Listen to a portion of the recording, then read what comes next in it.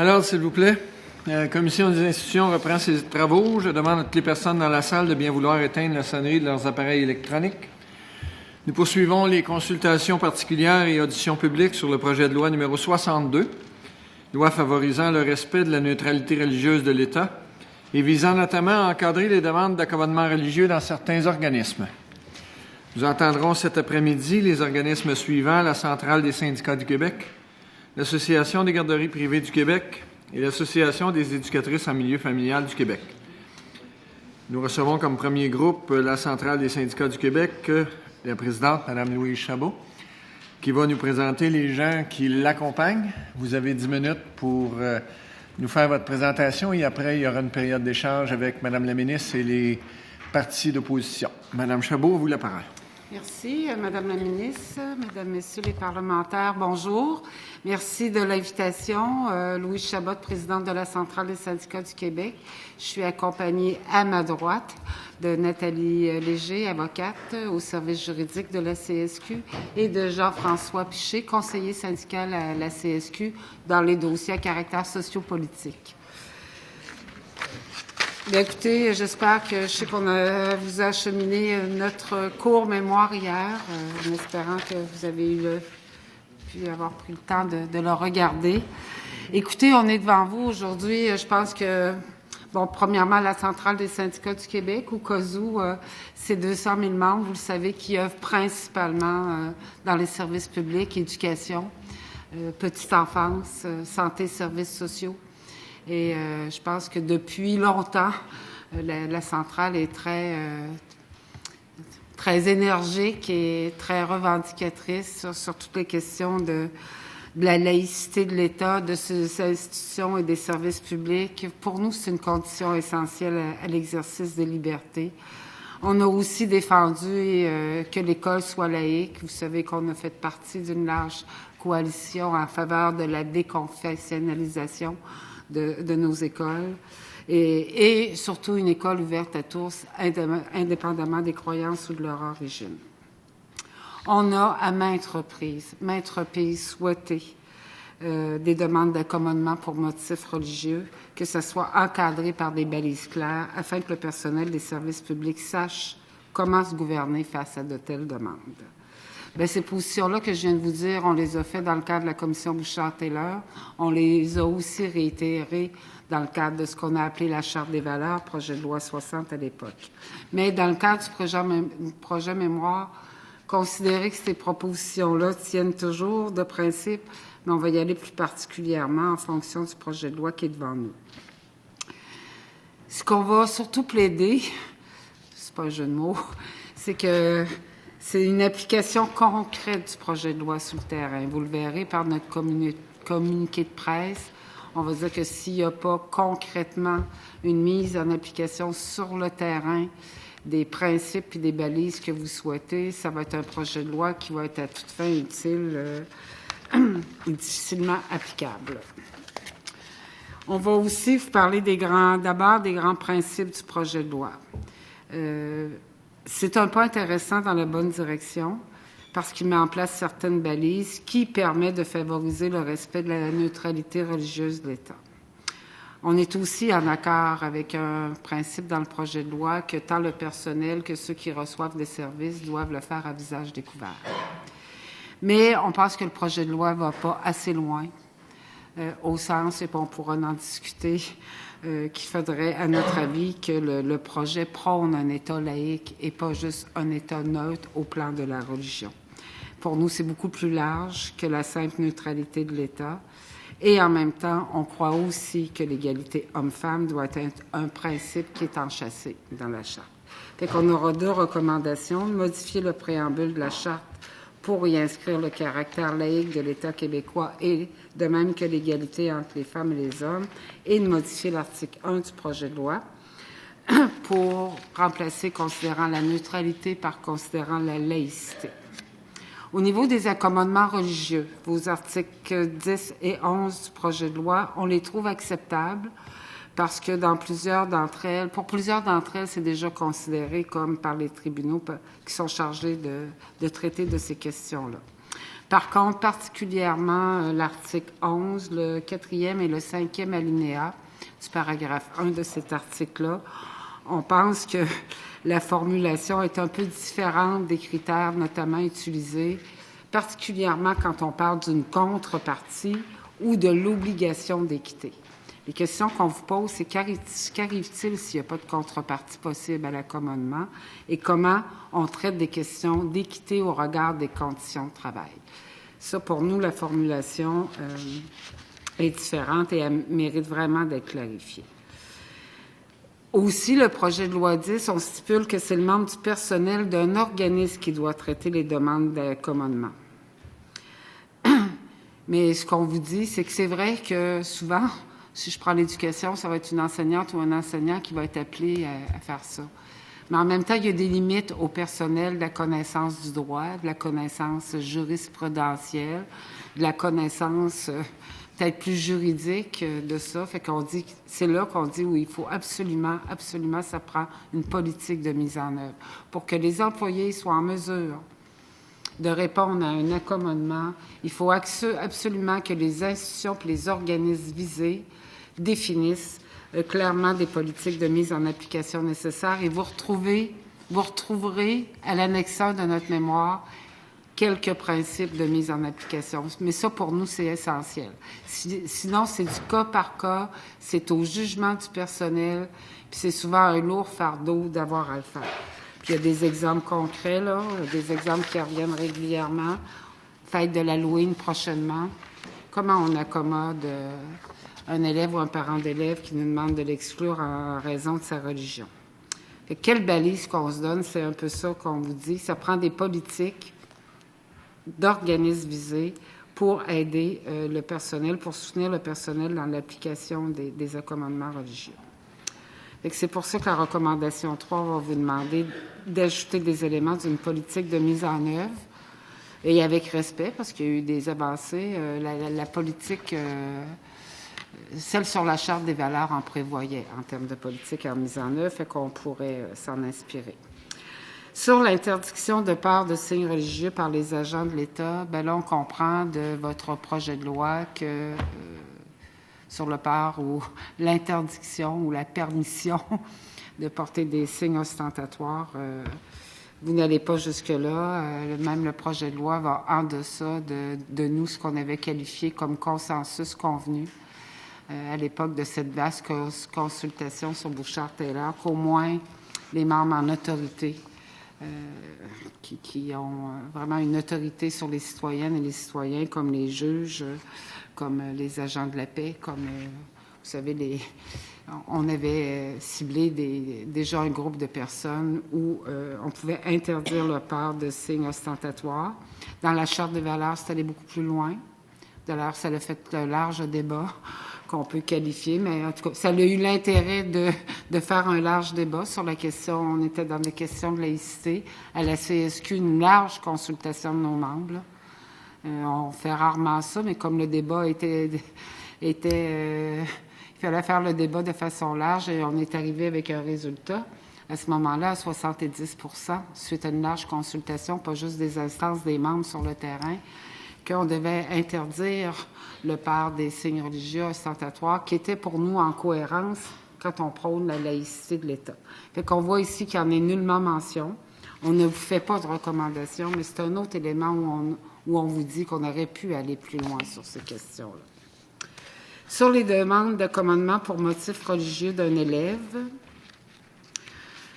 les balises que vous définissez à l'article 12, on est en accord, mais leur mise en application peut s'avérer difficile. C'est pour ça qu'on trouve nécessaire de prévoir que la commission scolaire doit s'assurer, avant d'accepter une demande d'accommodement de la part d'un élève, que les balises indiquées soient respectées. Parce que la manière dont c'est libellé, ça soulève deux questions. Je vous ai parlé de la fête de l'Halloween tout à l'heure. Comment on traite une telle demande? Quelle décision d'accommoder? Qui doit prendre la décision d'accommoder ou non? Et sur la base de quelle balise ou politique? Sur les modifications à la loi sur les services de garde éducatifs à l'enfance, écoutez, nous sommes d'accord avec ce qui est mis au niveau de l'article 12. Donc, principalement, l'article 12, si on veut... Pardon, pas l'article 12, l'article 16, qui prévoit que les services éducatifs à l'enfance ne doivent pas être liés à un apprentissage religieux. Du même souffle, Madame la ministre et Mesdames, Messieurs les parlementaires, ce qui est absent du projet de loi. En tout cas, pour nous, il y a aussi cette cohérence-là, en même temps qu'on prône la neutralité de l'État par rapport à la religion. En même temps que là, on va demander à nos services éducatifs à la petite enfance que justement qu'on n'accueille pas les enfants sur la base d'une religion, mais du même souffle, on continue de subventionner publiquement des écoles privées confessionnelles, qu'elles soient grecques, musulmanes. C'est-à-dire que l'État finance des écoles privées confessionnelles. Fait que pour nous, c'est clair qu'on va vous demander à nouveau d'abolir les subventions privées aux écoles confessionnelles. La dernière concerne le crucifix dans le Salon Bleu de l'Assemblée nationale. On est tout à fait d'accord avec le respect du patrimoine culturel et religieux. On ne veut pas défaire d'édifices, mais le crucifix au-dessus de la tête de notre président de l'Assemblée, je pense que ça a un lourd bagage politique à l'époque d'une fusion du religieux avec l'État, l'époque de Duplessis. Puis pour nous, on demande de déplacer le crucifix du Salon Bleu. Je vous remercie. Merci, Mme Chabot. Madame la ministre. Merci, Monsieur le Président. Alors, Madame Chabot, merci beaucoup pour votre présentation. Nous avions ce matin en consultation les gens de la Fédération autonome de l'enseignement qui sont venus nous demander peut-être d'accompagner le projet de loi s'il devait être adopté de guides destinés aux enseignants et aux intervenants de différents milieux. Je comprends que vous êtes un petit peu dans cette même demande. Vous le formulez différemment. Vous formulez votre demande différemment. Il existe actuellement un guide de la Commission des droits de la personne et de la jeunesse qui vise à encadrer les différentes demandes d'accommodement. C'est un guide qui date de 2012. On s'entend qu'il aurait peut-être intérêt à être modernisé ou adapté aux nouvelles dispositions qui sont contenues au projet de loi 62. Mais est-ce que vous considérez, est-ce que vous savez si ce guide-là a servi aux membres que vous représentez, s'il a permis de guider adéquatement les gens, et si tel n'était pas le cas, qu'est-ce qui devrait être ajouté, qu'est-ce qui devrait être fait pour permettre de mieux accompagner ceux et celles qui, au quotidien, doivent naviguer avec des demandes qui sont formulées dans des contextes différents par des individus différents, et puis qui, vous l'avez mentionné, souvent ce sont les enseignants qui sont confrontés à une demande de la part d'un parent, et puis ils n'ont pas nécessairement tout le bagage. Donc, on a un guide, je comprends qu'il n'est peut-être pas très connu, qu'il n'a peut-être pas été suffisamment diffusé au sein de la fonction publique, puis au sein de... Mais comment bonifier ces outils-là qui existent déjà, et puis comment accompagner ceux et celles qui, au quotidien, travaillent avec le public et qui reçoivent ces demandes? Je vais laisser Mme Léger répondre pour le guide des droits de la personne et de la jeunesse, là. Mais on va plus loin, si on applique... est-ce que ce guide-là peut répondre à l'ensemble? Je pense que quand on est dans le contexte d'une école ou du milieu de l'éducation, où on est confronté à certaines réalités, c'est peut-être pas les mêmes non plus qu'en santé. C'est peut-être certainement pas les mêmes que dans les centres de la petite enfance ou pour des responsables de services de garde. Mais quand on parle de politique, ça ne doit pas juste reposer sur le personnel. Les institutions, que ce soit les commissions scolaires, que ce soit nos cégeps, nos universités, nos centres de santé, devraient, à partir des balises qu'on reconnaît, qu'on soit en mesure de faire, je sais pas, un petit guide pratique au-delà de l'outil, être capable d'interpréter dans telle situation, est-ce qu'on met un comité en place, dans telle autre situation, est-ce que, bon, la situation est assez claire, on l'a déjà connue, on peut se baser sur ça. C'est ce qu'on vous dit essentiellement. Les balises, on les reconnaît comme acceptables parce que c'est celles qui ont été définies en général par les tribunaux. Mais nos membres, là, c'est pas des juristes au quotidien. En tout cas, dans nos écoles, d'abord, ils sont là pour enseigner, éduquer, socialiser. Puis à chaque fois, il faut se poser la question. Puis à chaque fois qu'il faut se poser la question, puis qu'on décide de faire un accommodement raisonnable, est-ce qu'il l'est pour cet élève-là ou il devient excessif pour le reste des élèves? Puis c'est dans quelles conditions? On avait fait une étude à l'époque dans les services éducatifs à la petite enfance. Je vais prendre le milieu familial, où tu as 6 ou 9 enfants selon... bien souvent, la façon d'accommoder, c'était d'isoler l'enfant. Parce que, bon, est-ce que c'est la meilleure méthode? Ça pose... ça, de pouvoir en parler avec les institutions, de pouvoir définir, même on vous demande que, si vous êtes en accord pour des politiques de mise en œuvre, que les principaux concernés soient aussi mis dans le coup dans la consultation de ces politiques-là. Fait qu'appelez-le comme vous voulez. On veut pas juste d'un guide qui serait juste le guide des droits de la personne et de la jeunesse, mais on veut plus que ça, que chaque institution se sente concernée. Vous souhaitez quelque chose destiné aux intervenants du milieu de la santé, destiné aux intervenants, par exemple, des centres jeunesse, destiné aux intervenants de la petite enfance. Donc, comment décliner ces principes généraux-là à l'intérieur des milieux où évoluent les gens? Tout à fait. Puis même vous allez voir dans notre politique de mise en œuvre, il y a le général, mais il y a une politique distincte aussi qui, à notre avis, qui devrait être élaborée pour encadrer les demandes qui sont visées par l'article 11, toute la question des congés. D'accord. Qui traite plus précisément du personnel. Même si du côté des congés, on va faire du côté des enseignantes et des enseignants de commission scolaire, la question des congés pour motifs religieux, c'est de négociation locale.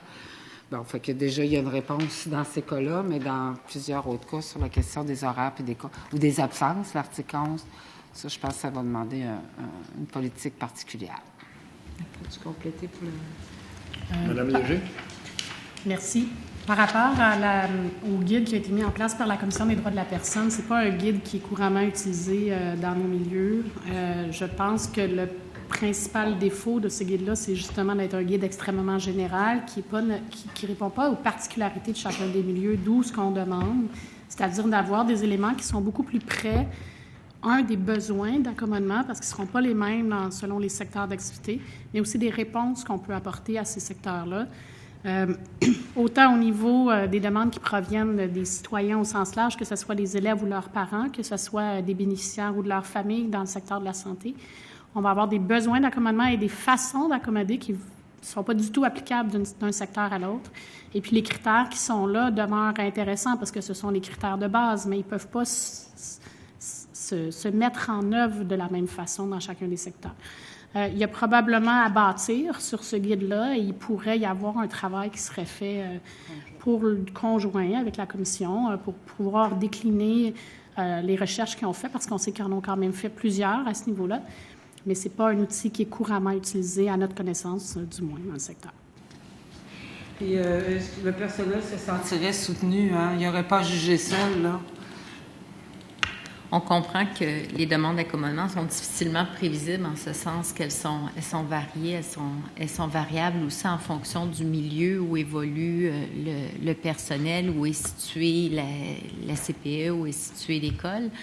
Mais il y a moyen certainement de faire atterrir les principes sur le terrain de façon harmonieuse. Je pense que c'est ce que vous souhaitez, là.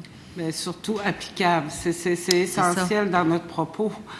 Des beaux grands principes, des belles balises, mais le personnel va se sentir encore isolé, puis on va se retrouver en commission parlementaire à réclamer qu'on balise des accommodements raisonnables. Fait qu'une des conditions, à partir du moment où on en met, c'est qu'elle soit applicable puis qu'elle soit concrète sur le terrain. Sinon, ça donne lieu à toutes sortes de dérives qu'on ne veut plus. Que vous ne voulez plus. Vous avez fait référence à l'une des recommandations de la commission Bouchard-Taylor qui était d'assujettir certains employés de l'État, certains agents de l'État qui sont en situation d'autorité à l'interdiction de part de signes religieux. Vous demandez dans votre mémoire pourquoi ne pas avoir pris acte du consensus. Simplement, vous mentionnez que le devoir de neutralité va quand même... Le devoir de neutralité va... et le devoir de prestation de services à visage découvert, il vise notamment les procureurs aux poursuites criminelles et pénales, il va viser l'ensemble des agents de la paix, il va viser l'Assemblée nationale. Donc, ces gens-là sont couverts. L'ordre judiciaire est couvert par les dispositions du Conseil de la magistrature, donc les règles qui émanent du Conseil de la magistrature, mais il y a également aussi différentes lois qui encadrent ces personnes en autorité. Donc, on a la loi sur le directeur des poursuites criminelles et pénales qui vise les PPCP, les procureurs qu'on identifie bien souvent et encore comme étant les procureurs de la Couronne, qui sont, en vertu de l'article 25, qui doivent prêter un serment. Donc, qui doivent prêter un serment et à l'intérieur de ce serment-là, on retrouve l'obligation d'exercer les fonctions avec honnêteté, objectivité, impartialité et justice. Ils sont aussi tenus à un code vestimentaire lorsqu'ils doivent faire des représentations devant les tribunaux. Les policiers sont également, en vertu de leur code de déontologie, tenus à cette obligation de neutralité, en ce sens qu'ils ne doivent pas poser des actes fondés sur la race, la couleur, la religion, et doivent exercer leurs fonctions avec désintéressement et impartialité. Pour ce qui est des services correctionnels, il y a également toute la question de l'encadrement qui est aussi visé là, sur le port d'un uniforme, le port et la façon dont les services doivent être rendus.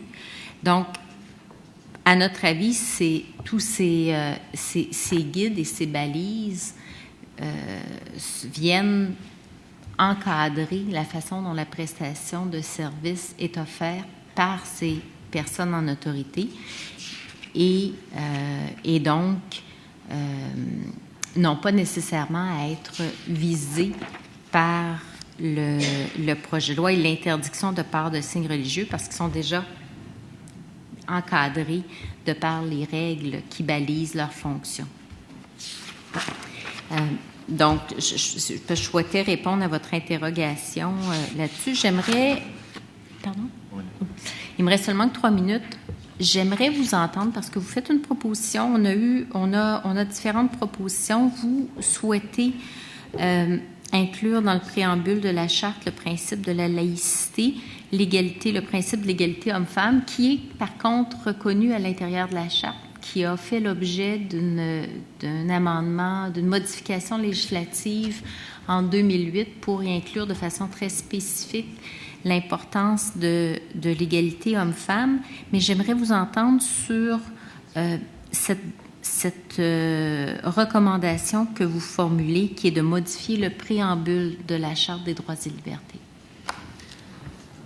Oui, on reconnaît là, l'amendement, mais pour nous, quand on parle de balises, puis quand on parle de laïcité, pour nous, c'est fondamental que l'égalité hommes-femmes doivent être de façon égale. En principe, ça doit être une application, une balise très claire dans le cadre de la laïcité. Donc, c'est pour ça qu'on demande de modifier pour l'inscrire de façon sans équivoque, comme un des éléments à tenir compte dans le cadre de la laïcité de l'État. Mais je pense. C'est parce que j'essaie simplement de comprendre, parce que ce principe-là a été enchâssé de façon très claire en 2008 à l'intérieur de la Charte des droits et libertés. Ce que vous demandez ce que vous demandez aujourd'hui, c'est que ce principe-là soit intégré au préambule. Donc, on déplace, enfin, on parle du principe de l'égalité homme-femme, là, qu'on le déplace et qu'on l'inclut au préambule, et j'aimerais savoir pourquoi. Bien, dans l'interprétation de la charte, tout ça, je pense que de l'inscrire dans le préambule lui donne un caractère plus fort que l'endroit où il est actuellement. Je pense que c'est un préambule de la charte, ça a toute une signification. Ça veut dire que c'est à partir du préambule qu'on va interpréter par la suite les principales libertés ou droits dans la charte. Et qu'en mettant dans le préambule, ça vient dire clairement que c'est un principe et non pas comme une règle plus interprétative dans un de ces articles. C'est fondateur. Merci. Merci. Je vous remercie. On pourrait échanger comme ça pendant de longues minutes. Alors, je sais. Vous pouvez. Les règles vous appartiennent. Oui, mais c'est parce que le président est un gardien du temps assez rigoureux. On ne peut pas, comme dans nos instances, faire un appel de la décision de la présidence, non? Non. Les décisions de la présidence sont sans appel, Mme Chabot. Madame la députée de Taschereau. Merci, M. le Président. Mais j'aurais quand même, Madame la Présidente, le choix de continuer à échanger avec nous, puis tout le monde est à l'écoute. En fait, on essaie d'avancer dans la discussion. C'est pas des, je vous dirais, on n'est pas dans des boîtes fermées. Là, on écoute bien, puis on essaie de bien comprendre la situation, puis d'avancer un peu. Moi, je trouve ça important, la politique de mise en œuvre que vous proposez. On a eu tout à l'heure la Fédération autonome de l'enseignement qui nous disait la même chose. Par secteur, on devrait avoir des politiques. La discussion était, est-ce que c'est par organisme, mettons par commission scolaire, ou par secteur, éducation, santé, tout ça. Mais je pense qu'une politique de mise en œuvre, ou en tout cas une politique générale de compréhension pourrait être vraiment un atout important. Est-ce que vous aussi, vous pensez que ça devrait être par large secteur? J'ai vu dans votre proposition, vous avez une proposition que vous dites tout un secteur. Alors, votre intention aussi, c'est, mettons, de couvrir toutes les commissions scolaires? Bien, par secteur, on entendait fonction publique est un secteur. Ah, okay. Santé, services sociaux est un secteur. Éducation, il y a le grand secteur éducation, mais il pourrait être très bien découpé parce que les réalités primaires, secondaires, donc commission scolaire, la réalité de l'enseignement supérieur, nos cégeps et nos universités. Est-ce que vous pouvez je sais pas, en dire plus sur toute la difficulté que c'est de régler membre du personnel par membre du personnel? En fait, ça devient du cas par cas. Est-ce qu'il y a... parce que pour moi, c'est bien important. Ce sujet-là, moi, je l'aborde depuis le début, là, cette idée qu'on remette sur le dos de chaque membre du personnel l'interprétation d'une loi, pas d'une politique, pas d'une directive. Parce que d'habitude, les ministères parlent par politique ou directive, mais là, il faut qu'ils interprètent directement une loi. Donc, s'il y a une poursuite, c'est en fonction d'une loi. C'est pas l'organisme qui est poursuivi, c'est pas la commission scolaire, c'est pas le syndicat, c'est le membre du personnel. Mais pouvez-vous nous dire comment ce libellé-là, par exemple, pourrait vous amener dans des doutes ou quant à l'applicabilité ou comment juger de ça? Je vous demande de plaider encore un peu. Écoutez, on n'a pas refait un recensement très large dans le cadre de ce projet de loi-là, mais en 2007, dans la commission Bouchard-Taylor, on a quand même fait état que ça arrive régulièrement. Puis on le dit même dans le mémoire. Alors que de plus en plus de personnes, de citoyens, que ce soit des parents ou des élèves qui prennent conscience de leurs droits liés à la liberté de religion ou à la liberté de conscience, ça risque de s'accroître, ces demandes-là. Fait que là, on demande à chaque membre du personnel, des fois c'est du personnel qui ont déjà eu un envie, d'autres fois c'est du personnel qui n'ont jamais eu à être confrontés à ça, à toutes sortes de demandes, mais qui tournent d'habitude toujours autour des mêmes choses, là, quand même. Les fêtes religieuses, les cérémonies, la mixité. les filles et les garçons dans des cours d'éducation physique. Fait qu'à chaque fois, ça repose sur l'enseignante ou l'enseignant dans le cas de l'éducation, comme dans nos cégeps et universités, de se demander est-ce que l'accommodement, s'il y en a un, parce que là, c'est l'autre chose, il faut qu'il y ait une contrepartie. Si on ne peut pas accommoder, on va appliquer ça comment? La contrepartie, s'il n'en existe pas. C'est tout ça qui est dans le projet de loi aussi. C'est se demander si il est raisonnable, mon accommodement, puis la crainte de se demander aussi est-ce que j'aurai des sanctions si l'accommodement que je choisis parce que je juge que c'est le bon, j'aurai une sanction de la direction parce que ça a été abusif ou parce que je ne leur ai pas permis l'accommodement parce que j'aurais jugé que, selon les balises qui sont là, que c'était normal. C'est une pression additionnelle dans le cadre de l'exercice de leur fonction. Puis leur fonction, c'est pas principalement ça. Mais ils savent dans quel milieu qu'ils exercent. Un milieu qui doit être inclusif, ouvert à tous les élèves. Puis parfois, ça peut paraître déraisonnable. Mais le personnel, quand on trouve le caractère déraisonnable de l'accommodement, ils veulent se sentir appuyés puis soutenus. Puis à pas avoir juste à porter le fardeau sur eux-mêmes, d'avoir interprété une loi, comme vous le dites si bien, là, Mme Maltais. Et donc, une politique de mise en œuvre, ça pourra nous permettre de regarder quelle situation dans le milieu on est confronté. Comme là, il y a 2 semaines, c'était l'Halloween encore. Comment on accommode ça? Quelle balise qu'on se donne dans notre milieu? Donc, si un membre du personnel est touché par ça, bien, il saura qu'il y aura une politique institutionnelle qui se donne un guide. Hein? Il existe des guides dans d'autres sortes de domaines. On en a parlé d'ailleurs dans les politiques de mise en œuvre. On est venu en commission parlementaire sur les lanceurs d'alerte. On a trouvé ça important de se dire, au-delà des principes et des balises, ça va prendre des politiques de mise en application. Là. Il y a deux, si je peux dire, il y a 2 manières d'accommoder. Il y a une accommodation possible, un accommodement possible dans les services à visage découvert, ou au contraire, même il est possible. La règle, c'est que l'accommodement est possible, sauf motif de sécurité et d'identification de niveau de communication. Je sais qu'il y a des gens qui disent, dans le monde scolaire, le niveau de communication requis, c'est clair. Si c'est du personnel enseignant. Si c'est pas dans le personnel enseignant, si c'est dans le personnel de soutien. Reste à voir si un accommodement peut être exigé. Parce que dans ce cas-là, c'est exigé, puisqu'il ne doit être refusé qu'en cas de. Mais dans l'autre partie, sur les accommodements religieux, la règle, c'est contrainte excessive, pas de contrainte excessive au yoga, entre autres, au respect des droits d'autrui, santé, sécurité, bon fonctionnement de l'organisme et le coût. C'est des règles très, très simples. Très simple à écrire, peut-être plus difficile à appliquer.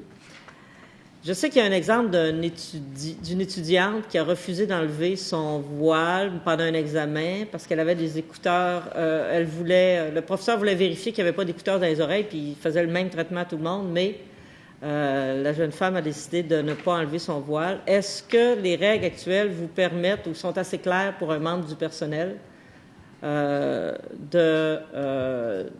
d'avoir des exigences quant à, par exemple, tenue d'examen, des choses comme ça? Est-ce que vous avez regardé la loi sous cet angle-là? Je vais laisser Nathalie, mais je vous dirais ce qu'ils sont assez clairs. Ça pose toujours des questions. Madame Léger. Donc, en fait, je pense que l'exemple que vous donnez est un exemple très éclairant sur justement le fait que ce n'est pas clair. On n'aurait pas eu tout ce débat-là si l'enseignant en question avait pu bénéficier d'une discussion au sein de son milieu, parce que c'est ce qui doit précéder la mise en place de politiques claires, d'un consensus dans le milieu sur qu'est-ce qui peut être demandé, dans quel cas, pourquoi et comment. Et ça fait en sorte aussi que ceux qui vont faire la demande d'accommodement vont aussi savoir, parce que l'objectif, c'est de fournir des guides à ceux qui vont avoir à prendre les décisions, mais aussi de faire en sorte que le reste de ceux et celles qui pourraient avoir à demander des accommodements sachent un peu vers quoi l'organisme tend dans sa prise de décision, quels sont les mécanismes, est-ce qu'il y a des délais, parce que c'est des questions qui peuvent se poser. Si la personne avait averti d'avance, par exemple, qu'elle avait un voile, parce que ça fait partie de la politique de mise en œuvre, bien, l'accommodement se serait probablement passé différemment. On aurait peut-être pu faire venir quelqu'un d'autre pour vérifier. Cette personne-là aurait pu toucher les oreilles. Il y a plein de choses qui peuvent être faites pour venir clarifier les situations, clarifier les droits, les responsabilités de chacun, puis pas faire en sorte, justement, qu'on se retrouve avec des incompréhensions où tout le monde est de bonne foi, mais qu'on n'a juste pas réussi à trouver la bonne façon pour que les droits de tous et chacun soient respectés de la meilleure façon, autant les droits de l'enseignant, de bien gérer son cours et son examen, que les droits de la personne. Je vais être bref, Monsieur le Président, il me reste 10 secondes. C'est pour dire que sur la laïcité, on est tout à fait d'accord avec vous, ça devrait être inscrit, qu'on apprécie l'idée de mettre au début, article 1, considérant la laïcité de l'État. Et la neutralité religieuse se retrouvera plus loin. C'est intéressant. Merci, Madame la députée de Tachereau. Merci, Monsieur le Président. Madame la députée de Montarville. Merci, Monsieur le Président. Mesdames, Monsieur, merci d'être là. Merci pour votre mémoire. Je vais vous poser une question. J'ai lu votre mémoire, mais d'entrée de jeu, moi aussi, le projet de loi 62, j'ai certaines réticences parce que tout comme vous, entre autres, je considère qu'on devrait édicter la laïcité de l'État. J'avais moi-même déposé un projet de loi en 2013 édictant une charte de la laïcité de l'État. Nous croyons qu'il faut que ce soit écrit en quelque part et ce n'est pas actuellement avec le projet de loi 62, ce qui m'inquiète. Par ailleurs, si on va au projet de loi 62, et là, on parle de neutralité de l'État, j'aimerais savoir, je vais vous poser une question concernant l'article 4. Et j'aimerais savoir, selon vous, Jean de la CSQ, si on vous dit l'article 4, et pour les gens qui nous écoutent à la maison, dit « Un membre du personnel d'un organisme public doit faire preuve de neutralité religieuse dans l'exercice de ses fonctions. Il doit veiller à ne pas favoriser ni défavoriser une personne en raison de l'appartenance ou non de cette dernière à une religion. » Ça, pour vos membres, ça veut dire quoi dans les faits? Bien, je vous dirais que ça veut dire exactement... je pense que, en raison de la déconfessionnalisation de nos écoles publiques, je pense, puis tout ce qui a succédé à ça, on sait qu'actuellement, la question des religions, donc ça veut dire de ne pas, indépendamment de ses croyances personnelles, comme membre du personnel, puis ça peut se poser en santé, c'est de faire preuve de neutralité par rapport à la question religieuse. Je pense que ça, c'est clair. Et c'est actuellement ce que les gens font, j'imagine. Ben oui, tout à fait. Donc, on vous demande, à l'article 4, d'utiliser votre gros bon sens, ce que vous faites déjà. À partir du moment...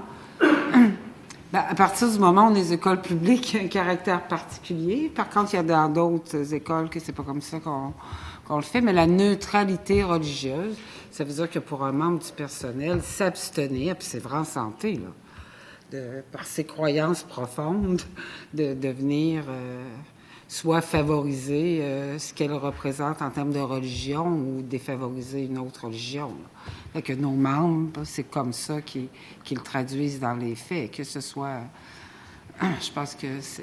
Bien, c'est bien, je voulais l'entendre de votre bouche, parce que moi, c'est la façon de ma lecture de cet article 4, c'est qu'on collige une façon de faire qui est actuellement le gros bon sens de demander aux fonctionnaires de l'État d'user de bon jugement lorsqu'ils ont une décision à prendre et de faire en sorte que leur propre croyance religieuse n'influence pas la décision qu'ils devront prendre. On comprend la même chose.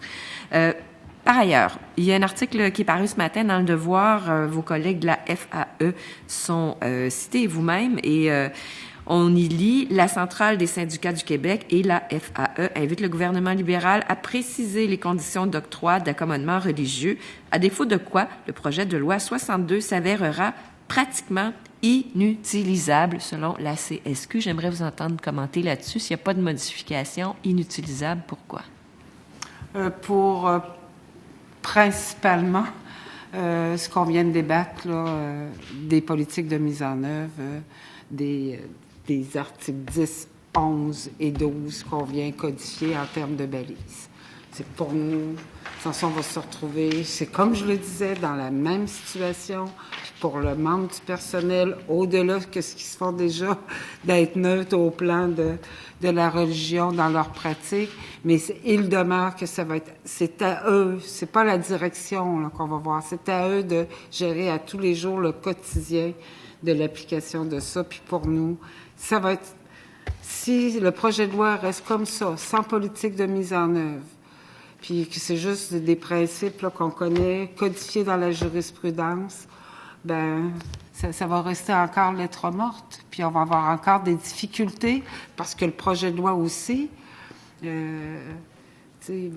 va continuer de faire primer la liberté de religion, la liberté de conscience, fait qu'à partir de ça, ça va être à chaque jour, à chaque semaine, qu'on est confronté à savoir est-ce que ma fille peut aller dans un cours d'éducation physique?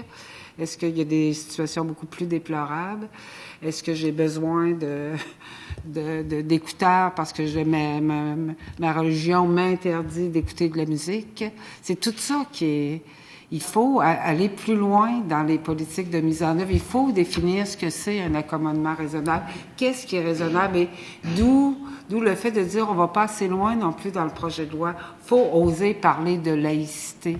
Parce que parler de laïcité, c'est parler de beaucoup plus large que la neutralité religieuse. Et en terminant, parce que le temps me presse, vous nous dites à la page 8, non, le projet de loi 62 a été déposé est bien en deçà de ce qui a été débattu et proposé et qui fait l'objet de consensus au sein de la société québécoise, notamment les recommandations contenues dans le rapport Bouchard-Taylor. À ce chapitre, le projet de loi 62, même s'il fait un certain pas en avant, déçoit. Tout comme vous, je vous dirais que j'étais bien surprise de constater qu'il n'y a aucune interdiction de signes religieux, aucune mention. Selon vous, est-ce que ça aurait été un minimum, cette mention d'interdiction de signes religieux pour le personnel de l'État en position d'autorité coercitive? Entendons-nous bien, là, juge, procureur de la couronne, gardien de prison et policier. Pour vous, est-ce que c'est un minimum? 30 secondes, Mme Chabot. Ben, dans le cadre du projet de loi qui est devant nous, ça aurait pu être une recommandation qui faisait un pas de plus. Parce qu'à l'époque, nous, le consensus qu'on a vu s'établir, c'était au moins à ce niveau-là. On n'a pas fait de recommandation, puis je vais vous dire pourquoi. Parce que ce débat-là de l'interdiction ou du part des signes religieux ostentatoires, je pense que c'est un débat de société dans le cadre d'une culture commune, de valeurs communes. Puis c'est ça que... Puis là, je suis pas partisan. C'est le cran de plus. Il y a eu Bouchard-Taylor qui a parlé de laïcité, qui a parlé justement de baliser, qui a dit que dans le cadre de la laïcité, minimalement, on devrait demander à ces personnes en autorité qui ont quand même une autorité importante de le faire.